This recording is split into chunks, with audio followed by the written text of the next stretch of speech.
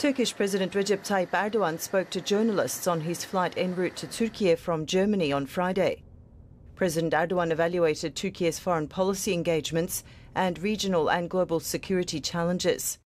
Our visit to Germany is of great importance in terms of opening a new page in our deep-rooted relations and carrying our bilateral and regional cooperation into the future. During our meetings, we had the opportunity to review many areas, especially security and defense industry, as well as the economic, commercial, and humanitarian dimensions of our bilateral relations. We explained to them our determination to fight terrorism, and we expect closer cooperation in the field of security from Germany.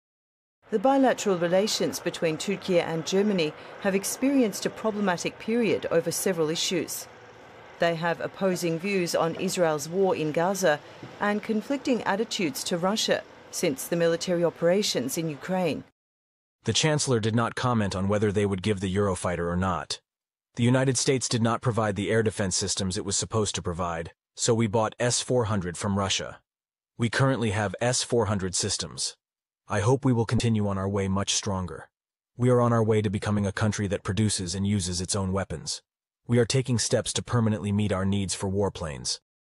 The most important aspect of the long-standing Turkey-European Union relations is its up-and-down character from the very beginning. Turkey has the most extended history with the Union and the most prolonged negotiation process. We shared with our interlocutors that we expect positive developments in terms of revitalizing our membership process to the European Union, visa exemption, and updating the customs union. But unfortunately, the European Union's prejudiced attitude towards our country continues. Finally, we saw this once again in the European Commission's report about our country. Relations with Greece constitute as one of the most important aspects of Turkish foreign policy.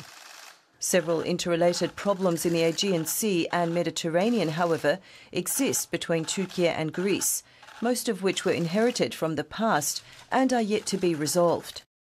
I hope that our relations with Greece will reach a better point. My hope is that we will start a new process. We want to reduce the enemies and increase the friends.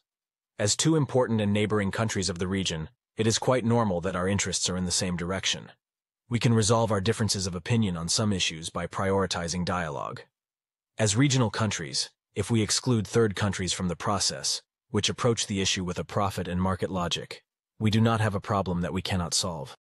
The Turkish government has called for an immediate ceasefire in the Israel-Hamas conflict, urging the international community to take a more active role in resolving the crisis. We have clearly said that Israel is a terrorist state. The best step to take for Gaza is to establish a ceasefire as soon as possible, and our priority will be to establish permanent peace with a ceasefire. If a ceasefire is reached, we will do whatever is necessary to compensate Israel for the destruction it has caused. We will make efforts to rebuild the damaged infrastructure in Gaza and rebuild the destroyed schools, hospitals, water and energy facilities. After the ceasefire is achieved, we will do our best to improve the living conditions of the people of Gaza and raise their hopes.